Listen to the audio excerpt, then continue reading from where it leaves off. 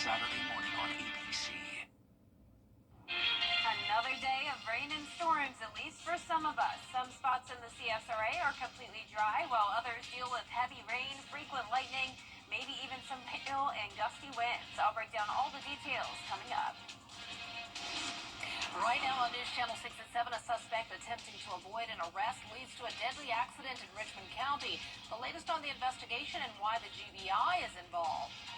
Also ahead, a new FBI report suggests that cyber crimes are rising across the country. We have a look at where the peach state stands. And today is the day where dreams come true. We'll have a live look at the first round of the NFL Draft as your News at 7 starts now. Live from Television Park, this is WJBF News Channel 6 at 7. Good evening, everyone. I'm Dee Griffin. Thanks so much for joining us tonight. Coverage you can count on begins in McDuffie County, where a police chase led to 2 crashes and the death of a suspect this morning. It started when police tried to serve a warrant related to a homicide. Several agencies were helping serve that warrant when the suspect took off in a truck. During the chase, a motor carrier compliance division officer's truck overturned. Authorities say he was not injured. The chase continued and the suspect's vehicle crashed into another vehicle and caught fire. Investigators say the suspect, 43-year-old Devico Moss, was pronounced dead on the scene. What we were doing is we were following up on a homicide investigation that the GBI and McDuffie County Sheriff's Office were investigating that occurred back on, I think, April the 13th. Where we were at in our investigation had led us to obtain a search warrant for the residence of Devico LaTroy Moss. Again, we are continuing our homicide investigation of Mr. Clemens, and basically that's where we stand now. His body was sent to the crime lab for an autopsy, and we're still working to find out exactly the charges he was facing. A Richmond County man is behind bars after a standoff with deputies. 26-year-old Terrell Crawford was wanted on charges including theft, burglary, and weapons charges. Today, Crawford was spotted walking on Hunter Street by deputies. Investigators say Crawford fled inside a home on the street and barricaded himself inside. After a negotiation with SWAT, Crawford left the house and surrendered peacefully.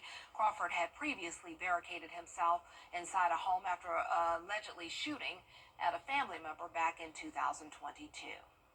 A new report released by the FBI in Atlanta shows a dramatic increase in crime compared to last year. Georgia ranks 11th highest in terms of complaints filed. Arjit Seshadri reports. A new FBI report on cybercrimes shows nearly 900,000 complaints filed last year, with about 20,000 filed in Georgia alone.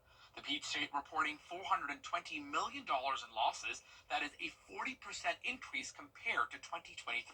Georgia's a lot of people. We have a lot of economic conditions here that are favorable. There's a famous bank robber, Willie Sutton, from years ago, said, why do you rob banks? Because that's where the money's at. Now, USA is the bank. So people are going to come here, and Georgia, among states, is a very well-off, highly successful state with a large capital of people. So we have a lot of targets here from a targeting environment. The Internet Crime Complaint Center says cybercrimes have gone up steadily over the past 5 years, with more than 4 million complaints and $50 billion in losses since 2020. The top 3 cybercrimes include phishing and spoofing, extortion, and personal data breaches, but cryptocurrency scams had the highest losses, up 122% in Georgia alone. It's concerning because it shows that the fraud is continuing to increase at a level we haven't seen in over a decade. The numbers are staggering in terms of the losses, and we see that from a personal perspective. When I see a victim come in and the actual impact of those people, those aren't just numbers in the report, those are real people. The most vulnerable age group were seniors 60 and older, with complaints by seniors increasing 71% and losses at $174 million. Reporting in Atlanta, Arjit Seshadri, Atlanta Bureau Chief.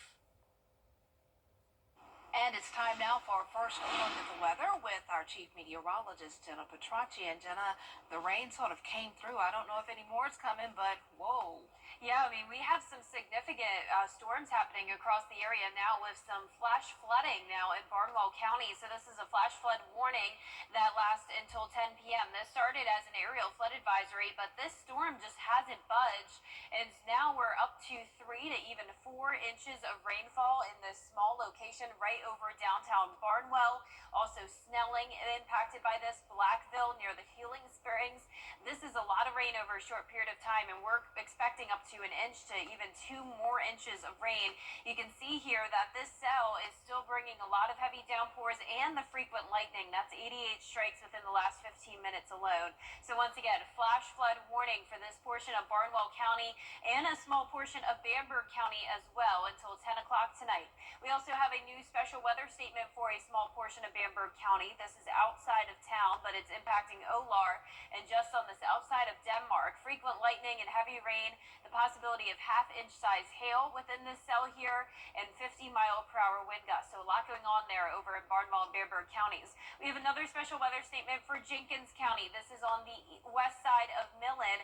Same deal, frequent lightning, heavy rain that could eventually lead to some flooding concerns, half-inch size hail possible, and 50-mile-per-hour wind gusts. Now, the rest of the CSRA is really not dealing with anything like this, so it's really just Barnwell, Bamberg, parts of Burke County, Jenkins, and Screven seeing the thunderstorms. Out towards the northwest, this is just widespread rain, not seeing any thunder or lightning there. Our almanac shows a near average high temperature of 84 degrees, but our low temperature was well above average at 61.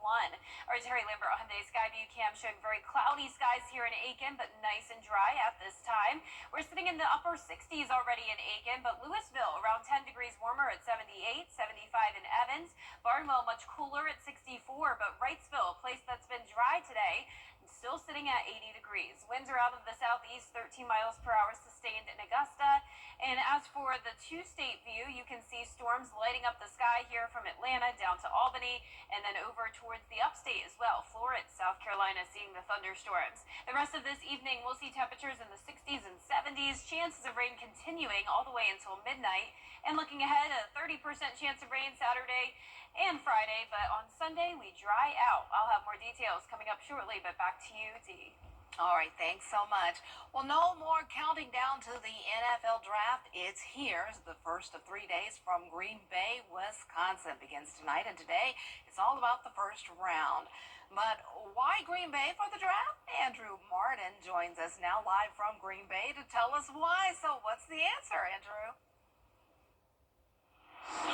That is a great question. Why Green Bay? Well, why not Green Bay? That's another great question, right? Green Bay is an NFL city, and it's a city and a team that's had a lot of success over the years. World championships, Super Bowl championships. In fact, the Green Bay Packers won the first 2 Super Bowls in the mid-1960s. In 2015, the NFL started taking this draft on the road, taking it to the people, right? Instead of having people come to New York City, not that you need a reason to visit New York City, but for, almost 50 years, right? 50 years. The NFL draft was at Radio City Music Hall, and then in 2015, when they started moving it around, all these cities started to put in bids to host the NFL draft. Green Bay was one of those cities. They wanted it really badly in 2016. The reason why it took 9 years is because the NFL wasn't convinced that Green Bay had the infrastructure in place to be able to host an event when the population of this city is just 107,000 people. But we've been on the ground here for several days, and I can tell you, Dee, this city's passionate fan base is reason alone to have the draft here this weekend. I think going forward, I think we'll see. That'll be kind of the legacy is, what this draft meant to the community. I think people will look at it and think, Green Bay's not a bad place. Might want to might want to live or work there. And, vacation, it's, I think a lot of people don't realize how special Wisconsin really is. So, President and CEO Mark Murphy might be a little biased, but he's also not wrong. And again, we can sense the passion. When you go to an event like this, you know that fans of all NFL teams are going to be here, but it's 90% Packers fans, and I'm not joking when I say that. This is the second time that the NFL draft is being held in the state of Wisconsin. First time ever in Green Bay. It was in Milwaukee back in 1940, 85 years ago. Dee, back to you. Oh, it's a great bit of history there. Thanks so much, Andrew. A bill in the state house would make it illegal to place sports bets online. Caroline Yaffa tells us what we need to know about the future of sports betting in the Palmetto State. Online sports gambling became legal over a year ago in North Carolina, and lawmakers say people are driving to the border of the 2 Carolinas just to place their bets. 70% of South Carolinians support legalized sports wagering, believing that adults in the state should be allowed to bet on sports as a form of entertainment. The Bipartisan Sports Wagering Act would allow anyone 18 or older to place sports bets online in South Carolina. Michelle McGregor from the Sports Betting Alliance says people in South Carolina illegally bet all the time, and the state is missing out on tax revenue. Roughly $1 billion is wagered annually on these offshore sports books that have no oversight or consumer protections and certainly do not generate tax revenue for the state. This is a staggering figure. North Carolina legalized sports gambling last year. Their law is a little different because you have to be 21 to place a bet. It's a no-brainer. We shouldn't have to make people drive up to the border to try and get as close to it as they can, or change their VPN so they're appearing to look like they're in another state. People are already doing it. We recognize that. We need to get the tax revenue. Representative John McCravey was not on the committee but raised several concerns about this bill. Certainly, I'm not for it passing, but if it did pass, it would certainly need a lot of work to avoid some of these unintended consequences. But Governor Henry McMaster's stance on the idea has not changed. Gambling is bad for our culture. It's not a part of our heritage, and there are better ways to make money, to give jobs. The bill has regulations including limiting market size and giving operators a maximum of 8 licenses. It would also add a 12.5% tax on sports betting revenue. In Columbia, I'm Caroline Yaffa. Hey there, Georgia. I'm John Crow with your Here you go. It's time to celebrate the pre-grand opening of the all-new Milton Rubin Chrysler Dodge Jeep Ram. Come check out our all-new showroom. Get huge savings on an incredible selection. Trucks, SUVs, muscle cars, and more. All priced to move fast. The freedom of choice is yours, but you better get them before they're gone. During the pre-grand opening sale at the all-new Milton Rubin Chrysler Dodge Jeep Ram. Livebaby.com. Click, click. Goolsby's, serving Sunday dinner every day since 1985.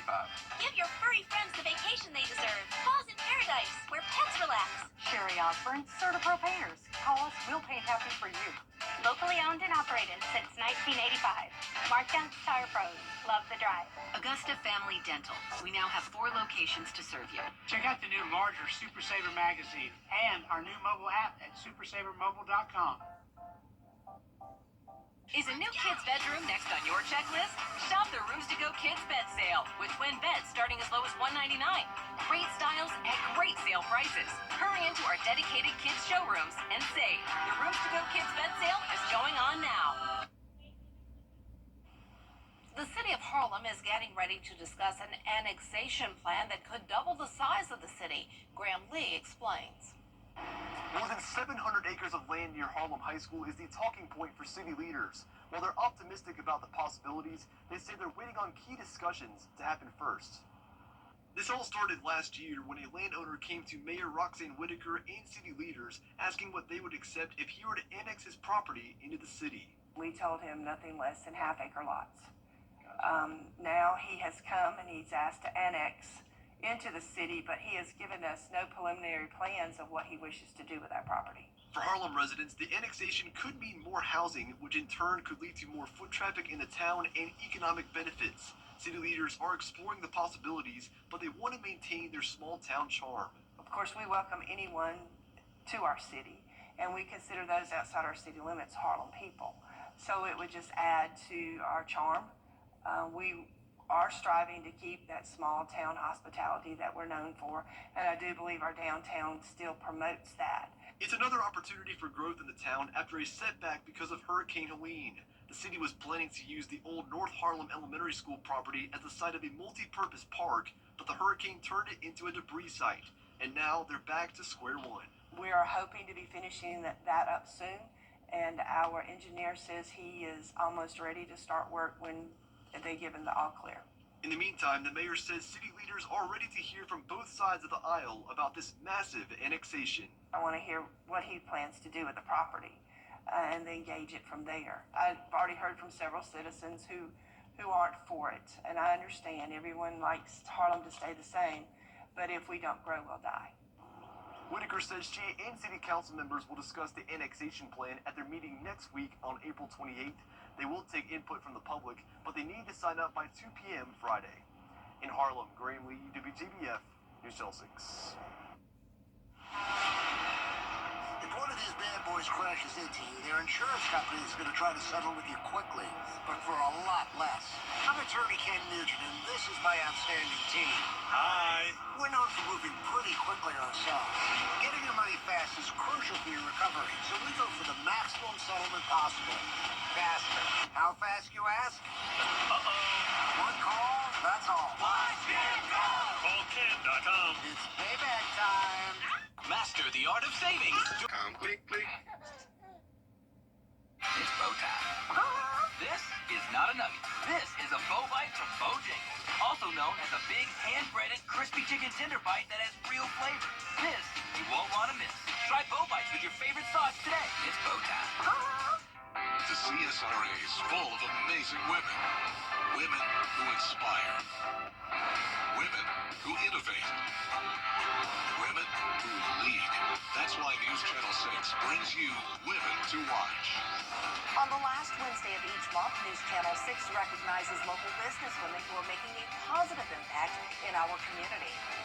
Nominate someone today at WJBF.com. Sponsored by Goodwill.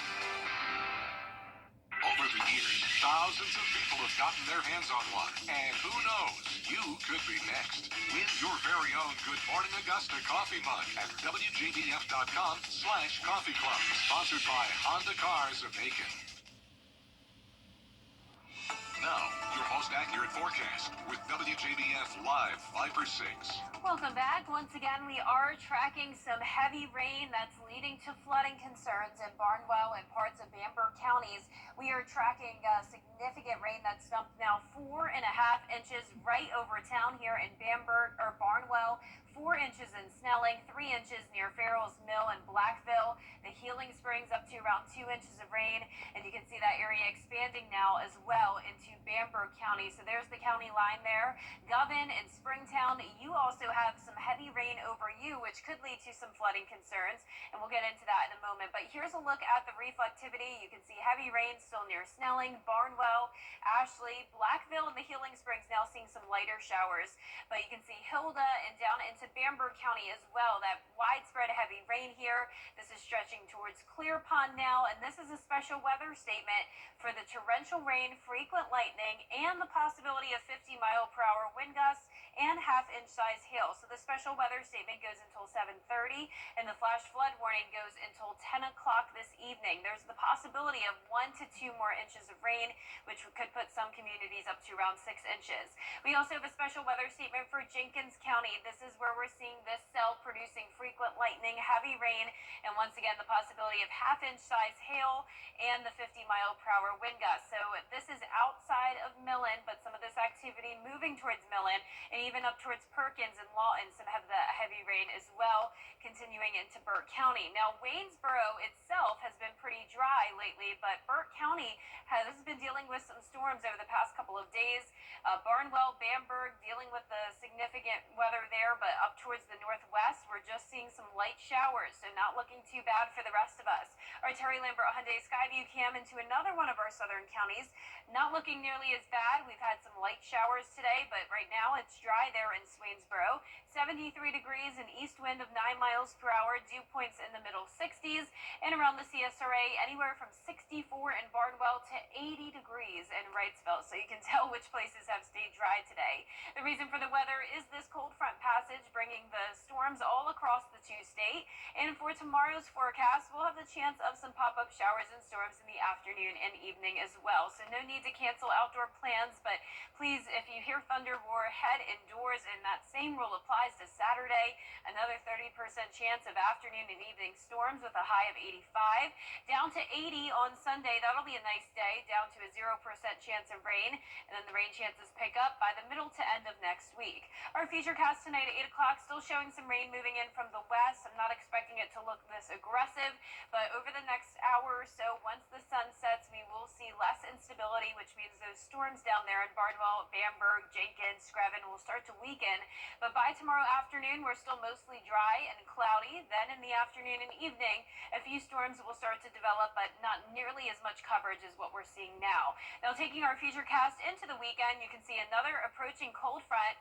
That'll keep Saturday morning dry, but then same thing. It's like clockwork. As we go into the afternoon and evening, some storms will fire up. But once the cold front passes us, drier and cooler air will take over for our Sunday. Rainfall totals will continue to look very spotty through Saturday. Some places in our northern counties may be seeing up to 2 to 3 inches of rain. So we'll continue to watch this very closely over the next couple of days and track those storms for you. And then next week, we are heating up. 89 degrees next Thursday. You can see the temperatures staying in the 80s, and lows will mostly be in the 60s, with those rain chances picking back up by next Thursday. And we'll be right back. Master the art of saving at 6 on BTV. The Xfinity Series drivers gear up for another high-speed showdown. Catch all the action at Talladega. Get your tickets now at NASCAR.com/tickets. Don't miss your chance to experience the Xfinity Series live and in person.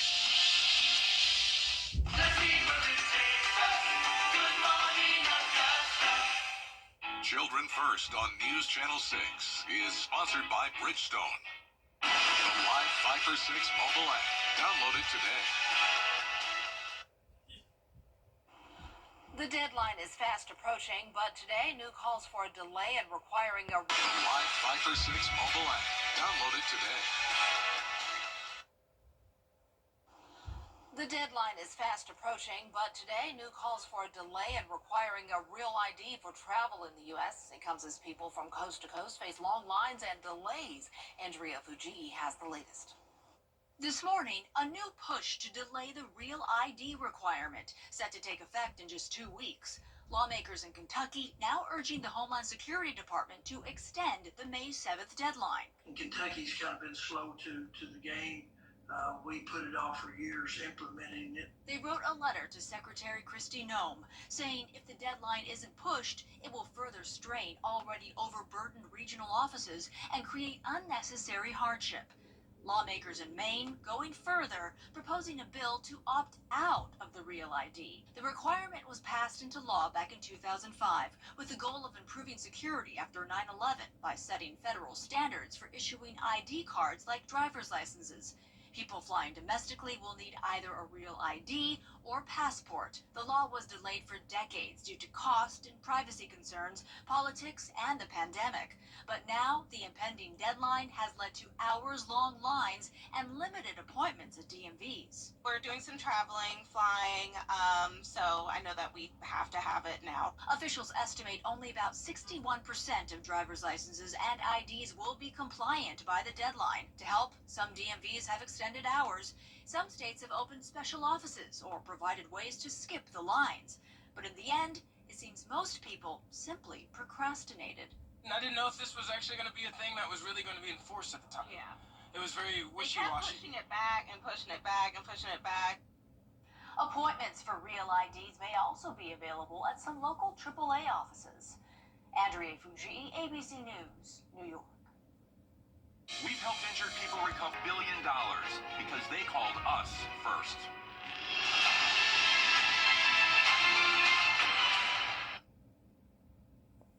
Krispy Kreme is coming out with a new line of donuts for cheesecake lovers. The chain is selling a new Craving Cheesecake collection. There are 3 flavors: Strawberry Dream Cheesecake, Cookies and Cream Cheesecake, and Caramel Delight Cheesecake. You can buy them individually as a 6-pack or by the dozen. They'll only be available for a limited time. Wow, I'm like ahead of the game here, Dee. I went there last night and I tried those already. Oh, how are they? They were amazing. I even had some this morning as well. But I didn't even know it was new. Yeah. Wow. Looks good. I'm ahead of the game. You sure are. Well, our forecast is showing the heavy rain and storms impacting Barnwell County. Flash flood warning continues until 10 p.m. Check out Barnwell, almost 5 inches of rain. I have seen your viewer photos, and unfortunately not looking too good down there. We'll continue to keep you updated on social media. All right, thanks so much. That's all for now. The 2025 NFL Draft preview is next. Have a good night.